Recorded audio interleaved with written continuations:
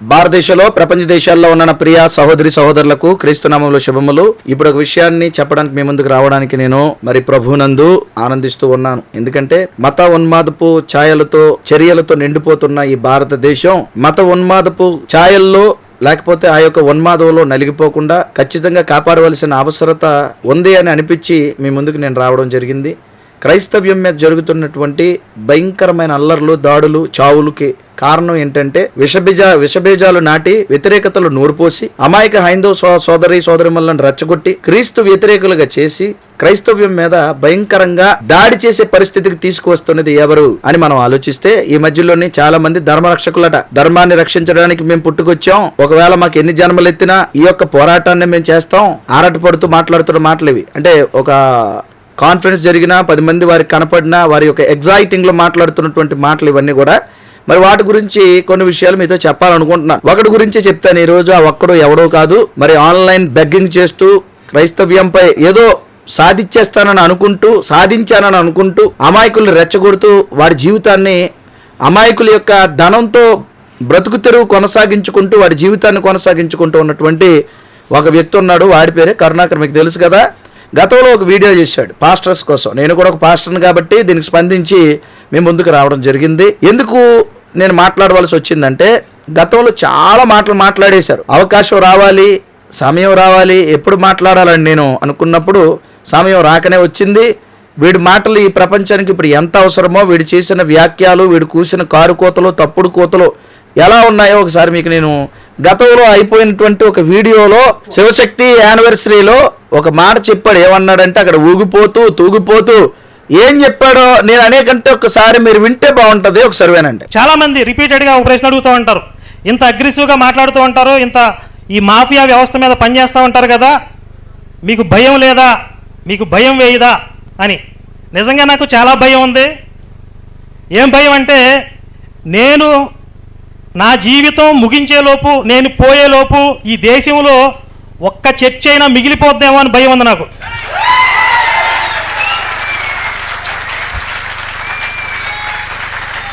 ఒక్క పాస్టర్ గాడైనా, ఒక్క zombie virus అన్న మిగిలిపోతారేమో అని భయపడుతూ ఉంటాను ప్రతి క్షణం.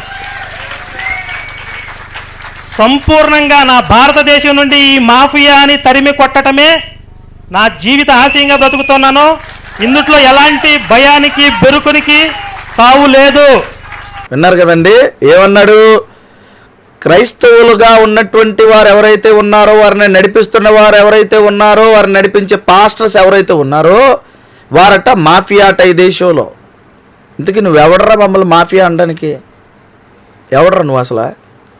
క్రైస్తవులు క్రైస్తవ్యాన్ని నడిపిస్తున్న పాస్టర్స్ మాఫియా అని అంటూనే ఏమన్నాడు?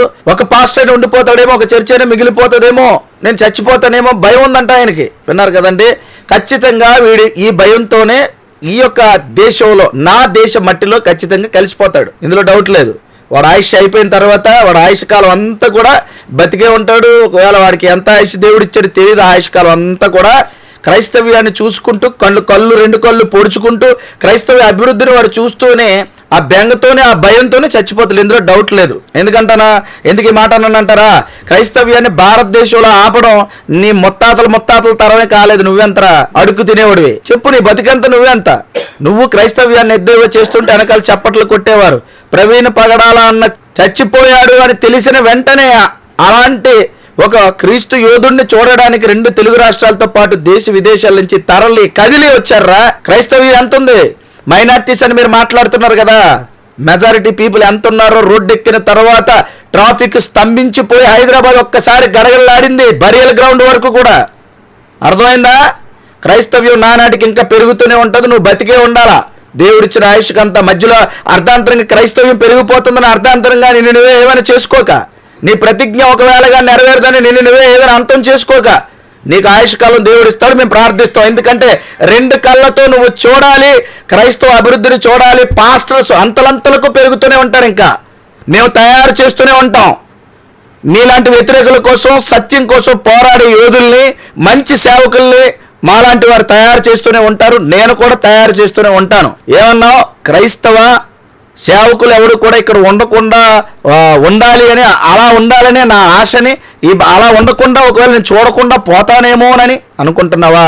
నువ్వు అనుకుంటూనే ఉంటావు, నువ్వు చూస్తూనే ఉంటావు. ప్రవీణ్ అన్న ఒక్కడు చనిపోతే ఈ యొక్క విప్లవం ఆగిపోతుందనో, ఈ అపాలజెటిక్స్ ఆగిపోతుందనో, లేకపోతే ఈ యొక్క సేవ ఆగిపోతుందనో, సేవకులందరూ భయపడతారని నువ్వు అనుకున్నావేమో. ప్రతి ఒక్కరూ చావుకు తెగించి ఒక ప్రవీణ్ పగడాల అన్నలాగా మా జీవితం ప్రభు కొరకు త్యాగం చేసి మీలాంటి వాళ్ళందరినీ కూడా ఈ భారతదేశంలో తరిమి తరిమి తరిమి తరిమి కొట్టాలని, నీలాంటి అబద్ధికులకు అందరికీ కూడా గట్టిగా బుద్ధి చెప్పాలని అందరూ సిద్ధపడ్డారు. ఇప్పుడు మీరు చేసిన వ్యాఖ్యానాలు, మీరు తవ్విన గొయ్యిలో మీరు పడిపోతా, ఆ వ్యాఖ్యానాలు మీ మీద పడబోతున్నాయి. జాగ్రత్త.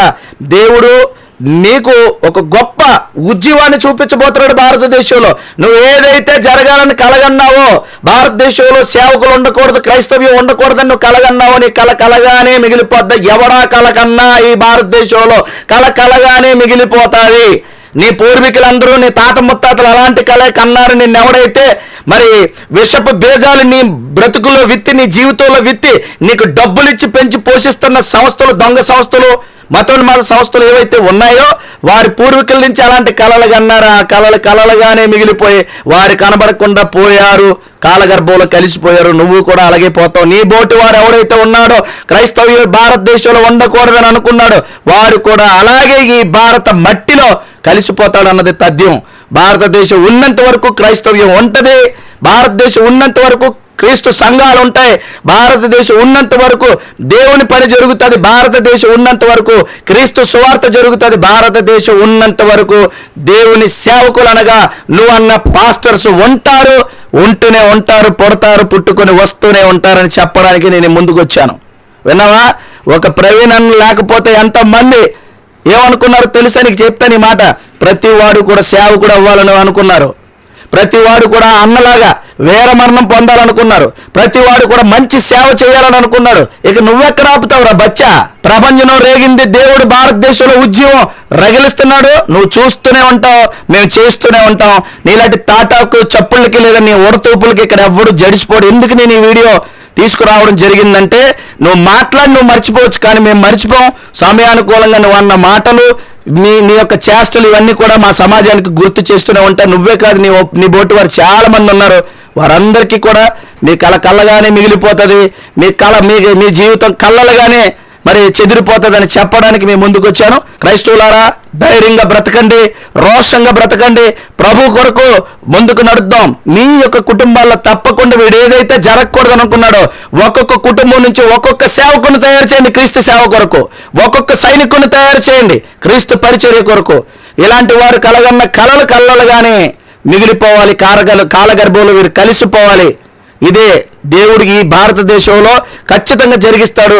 మనం సత్యం కోసం పోరాడదాం. వీరిలా దొంగ దెబ్బలు తీసి, దొంగ మాట్లాడి, నలుగురు ఉన్నారు కదా అని చెప్పేసి రచ్చగొట్టే మాటల దూరంతో కాకుండా క్రీస్తు సత్యంతో మనం ముందుకు వెళ్దాం, నిత్య జీవానికి వారసులు అవుదాం. ఇక్కడ విషయం ఏంటంటే, ఒకవేళ మనం ఎదురాడకపోతే వీళ్ళు విత్తిన విషబీజాలు యువకుల్లో ఎంత భయంకరంగా పనిచేస్తున్నాయంటే ఈ యువత కూడా పాడైపోతాది. నేను పాస్టరా ఏమన్నావు? నువ్వు పాస్టర్ ప్లాస్టర్ అని పెట్టుకో, ప్లాస్టర్ అని పెడితే బరాబర్ సెట్ అవుతుంది అనేది. అయితే రీసెంట్ ఇప్పుడు ఆయన చనిపోయారు కదా, అయితే కొంతమంది చంపేశారు లేదా యాక్సిడెంట్ అయింది అంటారు, ఏం చెప్తాను? నేను 100% చెప్తున్నా, యాక్సిడెంట్ అయితే కాలేదు, మా హిందువులే ర్యాంప్ అడిచేసారు. ఎందుకని అట్లా చెప్తున్నాం? మరి ఎన్నన్నా అట్లా చంపడం తప్పు కదా? తప్పే లేదు బ్రో. నువ్వు ఒకవేళ నువ్వు అన్నా కూడా మా టార్గెట్ లో పడిపోతావు నువ్వు, అట్లా ఉంటది. ఎందుకని అట్లా? That is Hindu power. చంపుకోవడం పవర్ అంట.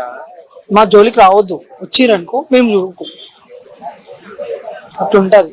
ఎవరైనా సరే, మా దేవుళ్ళని కానీ ఎవరైనా సరే అంటే మాత్రం ఎక్కిపోతుంది. ఓకే, నిజంగా కావాలని చంపారంట? తప్పేలే. I will support for that.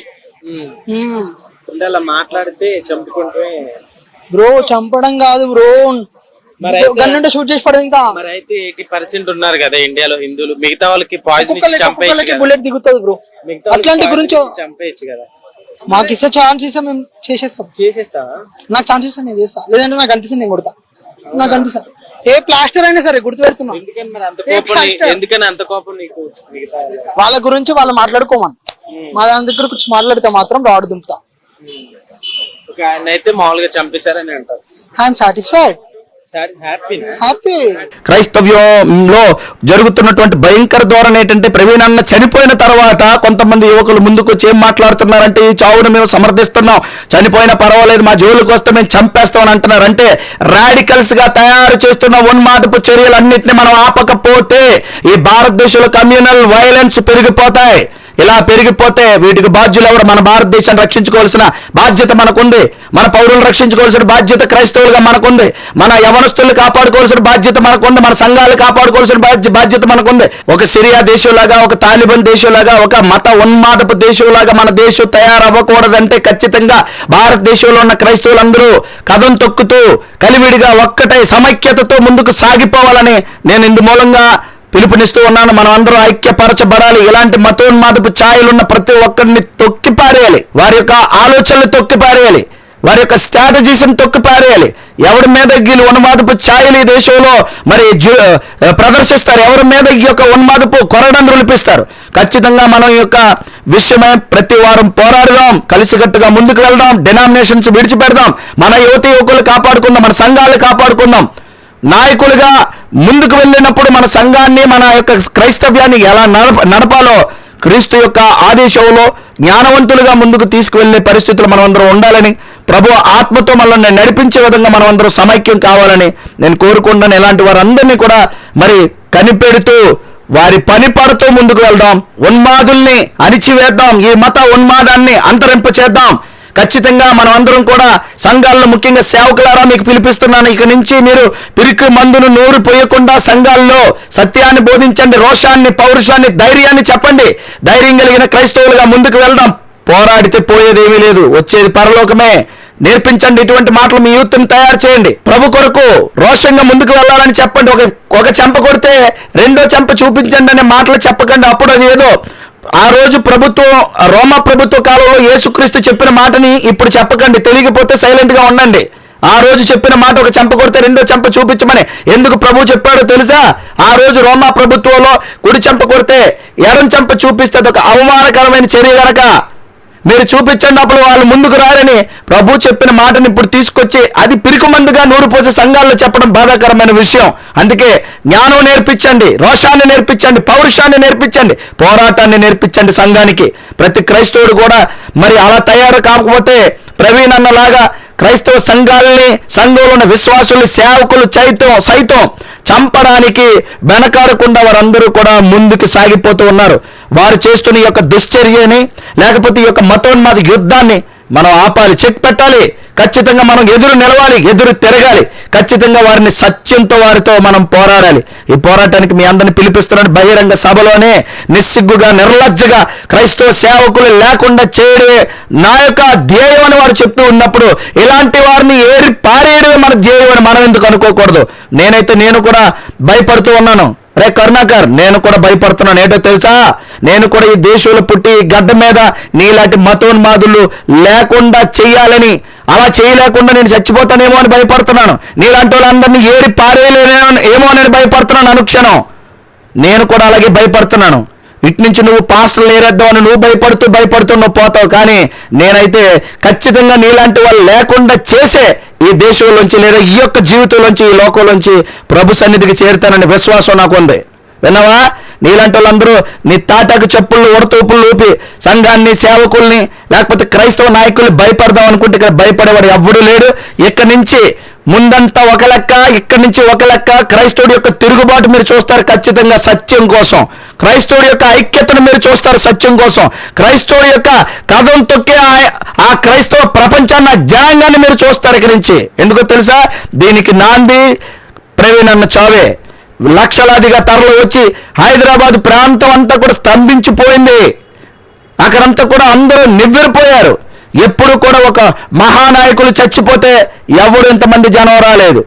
ఒక మహా పేరున్నోడు చచ్చిపోతే, మహాధనికుడు చచ్చిపోతే ఎంత జనం ఎప్పుడు వచ్చినట్టుగా క్రైస్తవ ప్రపంచంలో కానీ లేదా హైదరాబాద్ చరిత్రలో కానీ మేము ఎక్కడ చూడలేదు అని ఇక్కడ సాక్ష్యం ఇచ్చారు. రా, ఎక్కడ కదా నువ్వు బతుకుతున్నావు, ఎక్కడ ఊరు వచ్చి బతుకుతున్నావు కదా. 4 డబ్బులు 4 కాసులు ఎవడైనా ఇస్తే కక్కుర్తుగా అడుక్కు తిని బతుకుతున్నావు కదా వారి దగ్గర.